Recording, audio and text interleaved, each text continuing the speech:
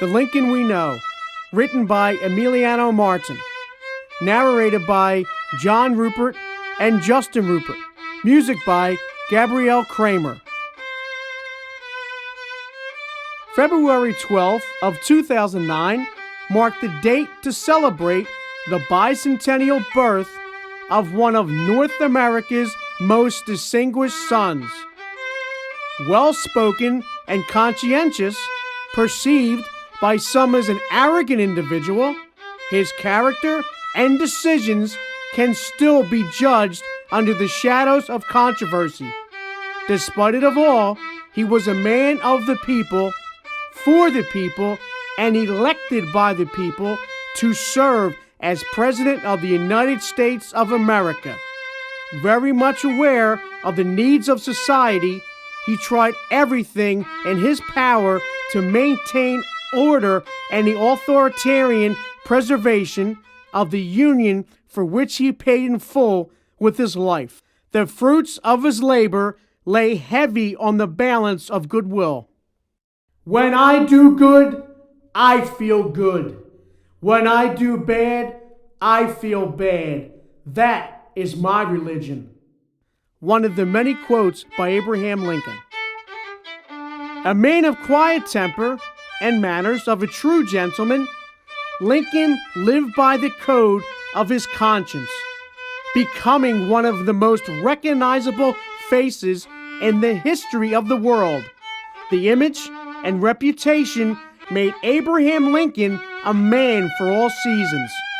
Without any question, his looks were unique, like his demeanor and style, both political and personal, making him an American symbol of manhood and integrity. If I were two-faced, would I be wearing this one? Among all American statements, Abraham Lincoln remains a giant figure and the most singular individual of his time. His memory is revered at the altar of sainthood, and his own words, used in many of his speeches, echo sincerity, touching the hearts of so many, just like he did in his famous Gettysburg Address, an extraordinary literary piece where the author demonstrates his ability to effectively pen down thoughts. But in a larger sense, we cannot dedicate, we cannot consecrate, we cannot hallow this ground. The brave men, living and dead, who struggled here have consecrated it far above our poor power to add or detract.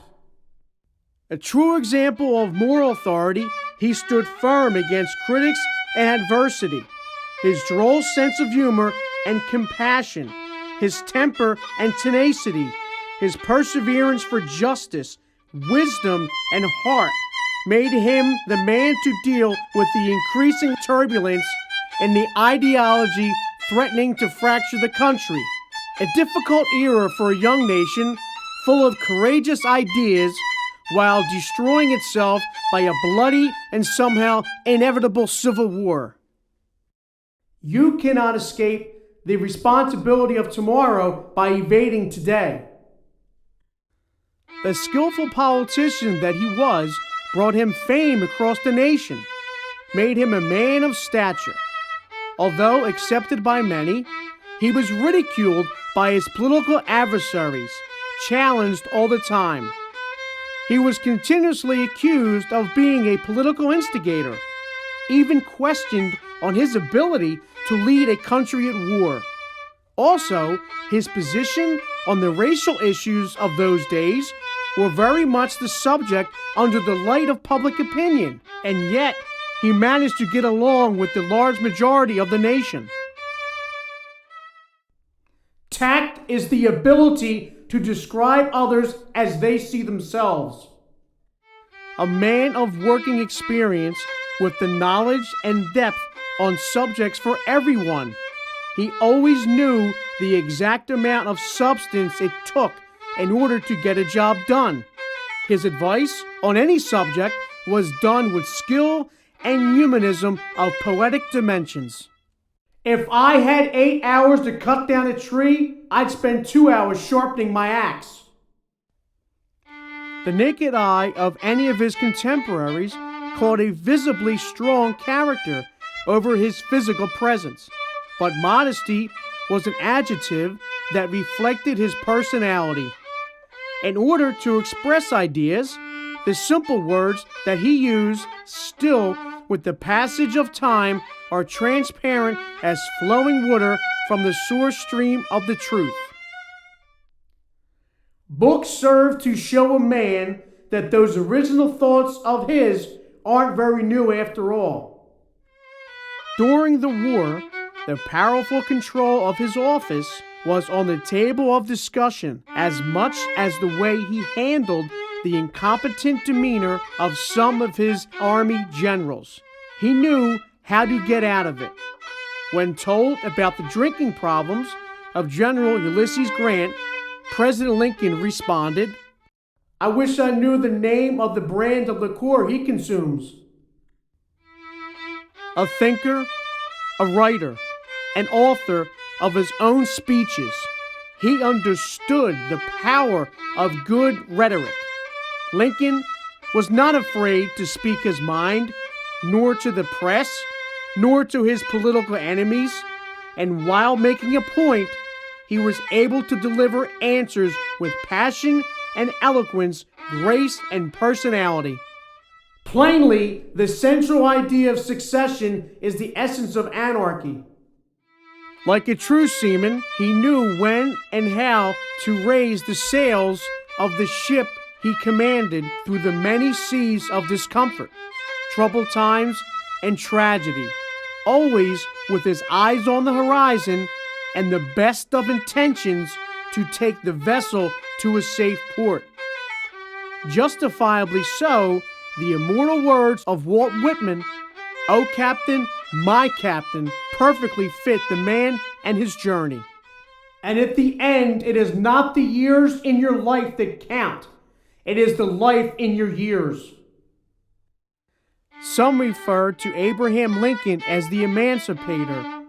Through the troubled times of his presidency, it took more than a courageous decision for him to sign legal papers to free the black slaves.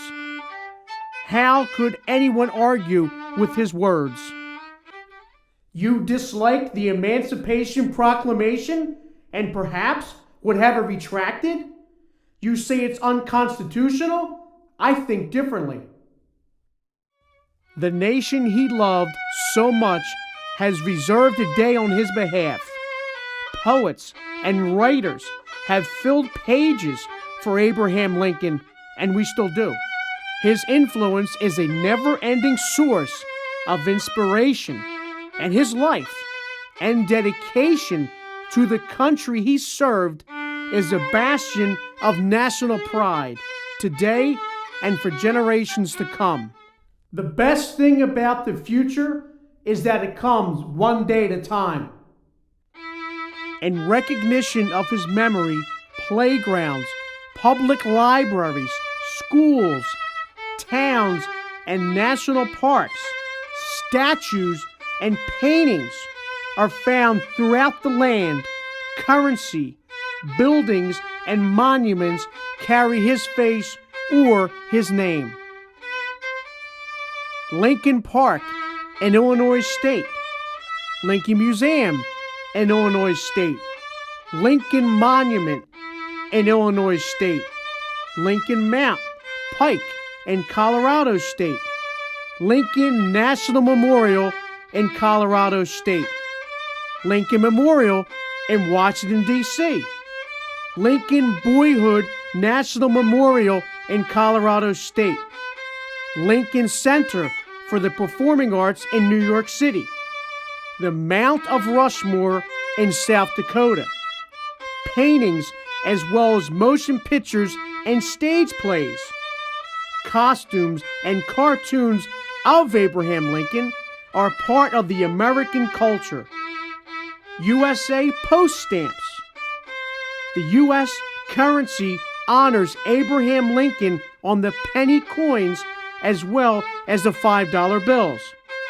The all-volunteer battalion made of American fighters in Spain during its Civil War circa 1937 joined the Republican side with the unit under the name Lincoln Battalion. Car manufacturers in the U.S.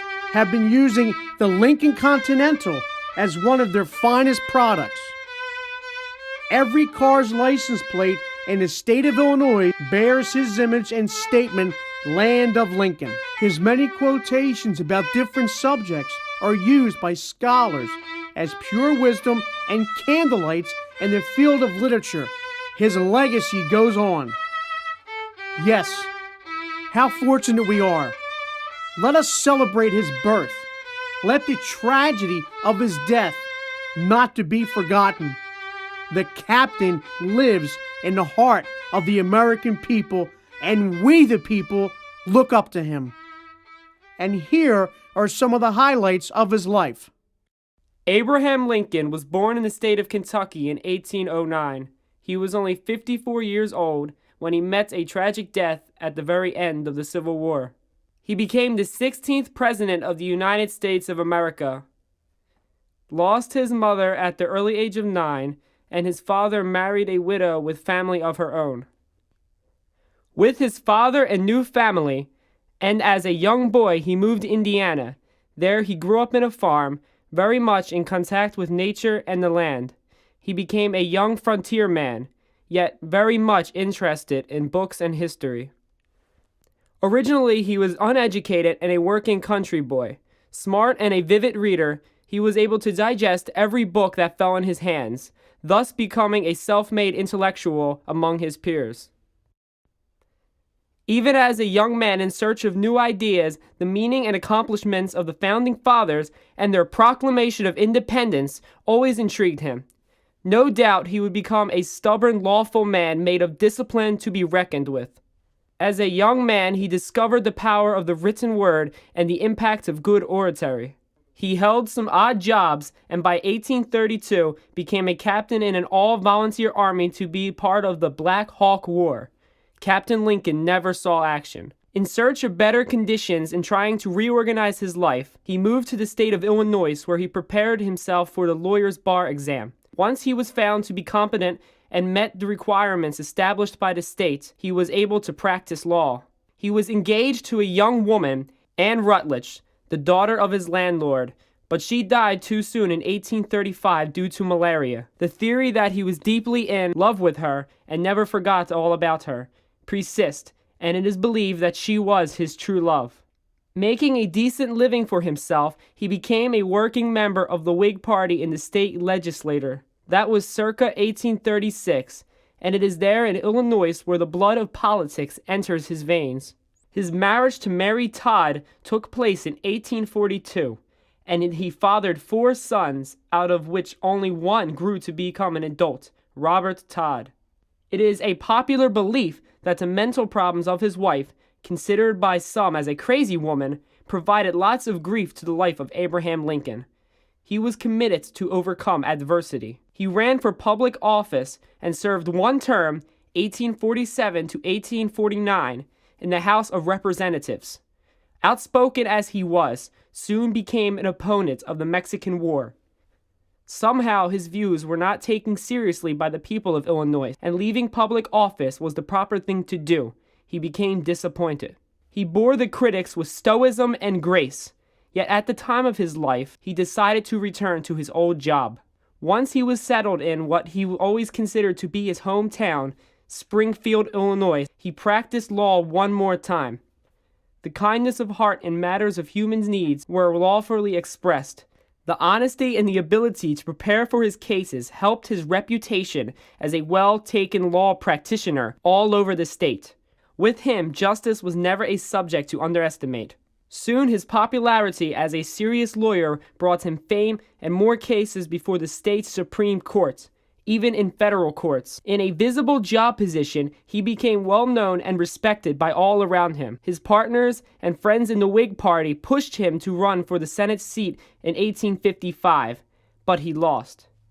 Under signs of deep frustration due to his aggressive attitude, he looked for a better option, so he joined the newly formed Republican Party. It was in 1858 that he ran again for the Senate, this time as a Republican with ideas of his own. Meanwhile, the Democratic Party ran on the platform that favored slavery. That was a heartfelt issue, very much openly discussed not only among the states, but in the new territories as well. Opinions and flaming tempers were on display. Abraham Lincoln took sides. While accepting the nomination and before an enthusiastic audience of Republicans, he read his impeccable House Divided speech on slavery, now regarded as a historical treasure. I do not expect the Union to be dissolved. I do not expect the House to fall. But I do expect it will cease to be divided. It will become all one thing or the other. For this statement above, Lincoln was accused of fueling the flames of trouble, perhaps urging a fratricidal war. Yet he challenged his opponent to a national series of debates. The outcome provided the proper stage for the self-made Lincoln, already accepted as a popular and a national household name. In 1860, the Republican Party offered him the nomination to run for President of the United States of America, and although his name was not on the ballots of 10 states, he collected 40% of the popular vote. Nevertheless, he won the Electoral College by a large margin. In the midst of deep political troubles, difference in ideology, and ways to govern the country, he became president-elect of a nation in search of survival. Under discomfort from many social-political opponents, Abraham Lincoln was inaugurated President of the United States of America on March of 1861. His dream to pursue the executive office in the White House became a nightmare ready for a wake-up call that changed the course of history. Soon he faced the outcry of secession from the southern states. In the early days of his presidency, the Civil War began, and his office was undermined by a series of dramatic events and tragic consequences. Even so, at the end of the war, he was re-elected president for a second term, but his life fell short as he was assassinated before his family and friends. A nation in horror still fighting the last months of its Civil War. That was in April of 1865. He could not live to see the end of the war nor the results of the work put in place. When he took office, only 36 stars filled the blue fields of the Union flag. Little he could have imagined that soon the new territories would join the Union he so eagerly helped to preserve. Yes, civil and pragmatic, an ideologist and concerned, President Lincoln stood tall as an individual and as a leader. It is for good reason that he is known as a man of the people. The legacy of his vision is the basis of the resounding new birth of a nation, its struggle to succeed, and the willingness to share the light of freedom with the flaming torch of justice.